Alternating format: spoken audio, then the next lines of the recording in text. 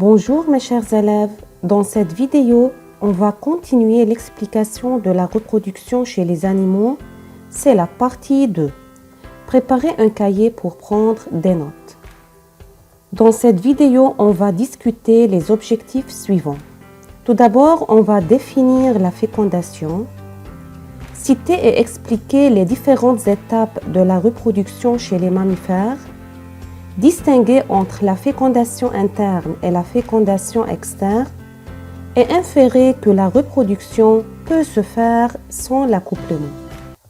On a déjà vu dans la vidéo précédente que la reproduction sexuée nécessite la présence de deux individus de la même espèce, un mâle et une femelle. Le mâle possède des testicules et la femelle possède des ovaires.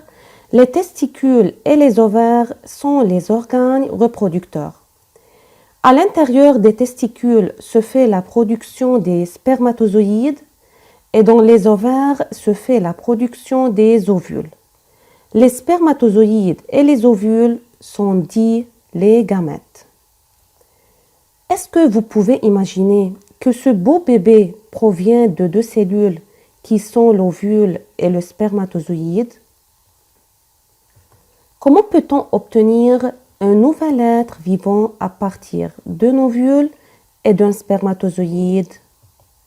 La reproduction se fait par plusieurs étapes.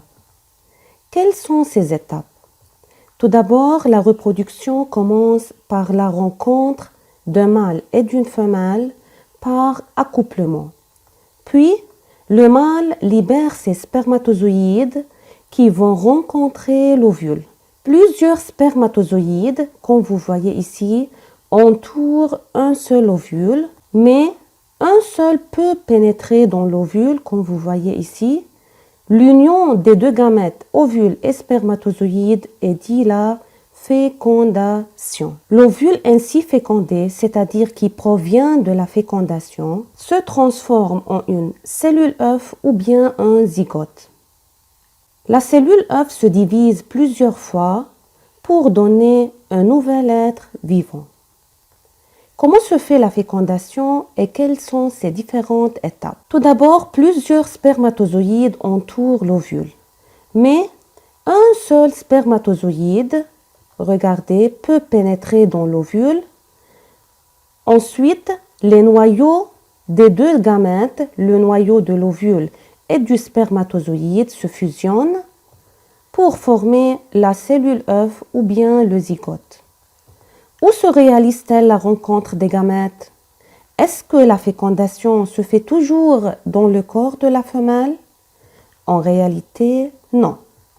Selon le lieu de rencontre des gamètes, on peut distinguer deux types de fécondation chez les animaux. La fécondation interne et la fécondation externe. Commençons par la fécondation interne.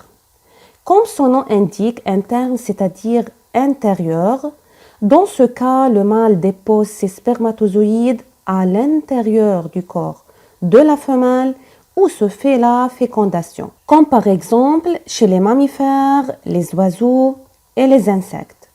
Chez ces types des animaux, la rencontre des gamètes se fait à l'intérieur du corps de la femelle. On dit que la fécondation est interne. Et en ce qui concerne la fécondation externe, comme son nom indique externe, c'est-à-dire à l'extérieur du corps de la femelle, dans ce cas, les gamètes, ovules et spermatozoïdes sont rejetés dans le milieu externe où ils se rencontrent. On dit que la fécondation se fait en dehors, c'est-à-dire à l'extérieur du corps de la femelle, comme par exemple chez les truites, un type des poissons, et chez les oursins. Des animaux aquatiques, comme l'oursin par exemple, rejettent leurs gamètes dans l'eau, donc chez ces animaux, il n'y a pas d'accouplement. Comme vous voyez ici, ce liquide blanchâtre et ce liquide jaune ou bien orange contiennent des gamètes. Les gamètes se rencontrent dans l'eau. Comment se réalise la rencontre des gamètes dans ce cas? Regardons ensemble cette vidéo pour mieux comprendre la rencontre des gamètes chez les oursins. En période de reproduction, c'est-à-dire au printemps, les oursins femelles libèrent dans l'eau de mer une substance granuleuse orange qui sort par de petits orifices situés sur la partie supérieure du corps. Les petits grains libérés correspondent en fait aux cellules reproductrices femelles, les ovules, fabriqués par les glandes reproductrices femelles, les ovaires. À la même période, les oursins mâles libèrent une substance blanchâtre. Elle est constituée par les cellules reproductrices mâles, les spermatozoïdes, fabriqués par les glandes reproductrices mâles, les testicules.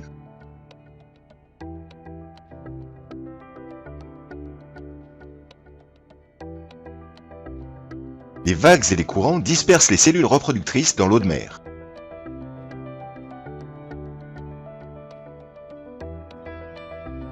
L'ovule, porté par les courants mais incapable de se déplacer par lui-même, libère dans l'eau de mer une substance attirant les spermatozoïdes qui, eux, sont mobiles. Les spermatozoïdes entourent alors l'ovule et essayent d'y pénétrer. Mais pour y parvenir, ils doivent d'abord franchir une enveloppe protectrice qui entoure l'ovule.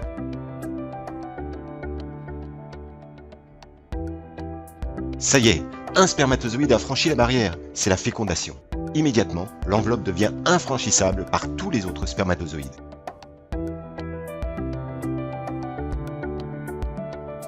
Le spermatozoïde qui a réussi à entrer se mélange alors à l'ovule pour donner une cellule unique, la cellule œuf.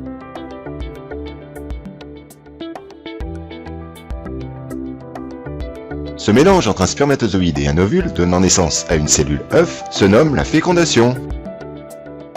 C'est le temps d'évaluation. La question 1. Choisir la bonne réponse.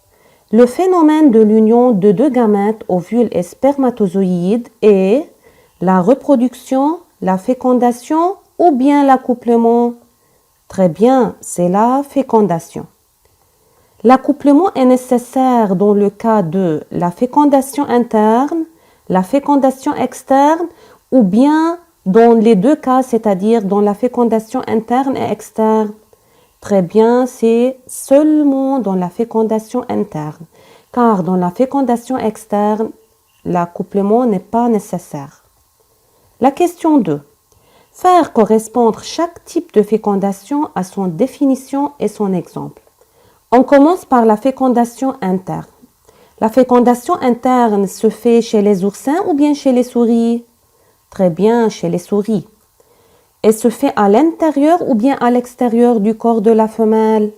Comme son nom l'indique, interne, c'est-à-dire, bravo, à l'intérieur du corps de la femelle. Et la fécondation externe, comme par exemple chez les oursins, et ce type de fécondation se fait à l'extérieur du corps de la femelle. La question 3. Identifier le type de fécondation dans chaque figure.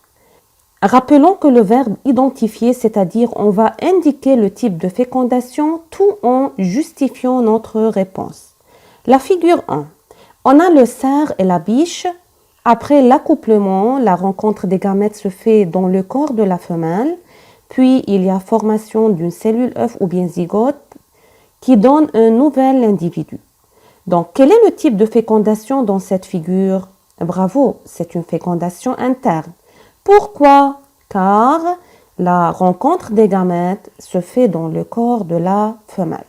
La figure 2, on a deux oursins, un mâle et une femelle. Le mâle libère ses spermatozoïdes et la femelle libère ses ovules. La rencontre des gamètes se fait dans l'eau. Après la rencontre des gamètes, après la fécondation, il y a formation d'une cellule œuf ou bien zygote qui donne un nouvel individu. Donc, d'après cette figure, quel est le type de fécondation? Bravo, c'est une fécondation externe justifiée car la rencontre des gamètes se fait dans l'eau, c'est-à-dire à l'extérieur du corps de la femelle. Sommaire. Lorsqu'un spermatozoïde rencontre un ovule, il y aura une fécondation, c'est-à-dire union entre l'ovule et le spermatozoïde. Après la fécondation, il y a formation d'une cellule œuf ou bien zygote. Les étapes de la fécondation sont: les spermatozoïdes entourent un ovule comme vous voyez dans cette figure. Puis, Un seul spermatozoïde peut pénétrer dans l'ovule. Ensuite, les deux noyaux des deux gamètes fusionnent ensemble et à la fin, il y a formation d'une cellule œuf ou bien zygote. Les types de fécondation, on a tout d'abord la fécondation externe lorsque la rencontre des gamètes, ovules et spermatozoïdes se fait en dehors du corps de la femelle, comme par exemple chez les oursins et chez certains types de poissons. Dans ce cas de reproduction, l'accouplement n'est pas nécessaire. Et le deuxième type, c'est la fécondation interne, lorsque la rencontre des gamètes, ovules et spermatozoïdes se fait à l'intérieur du corps de la femelle, comme par exemple chez les mammifères et les oiseaux. Merci pour votre attention.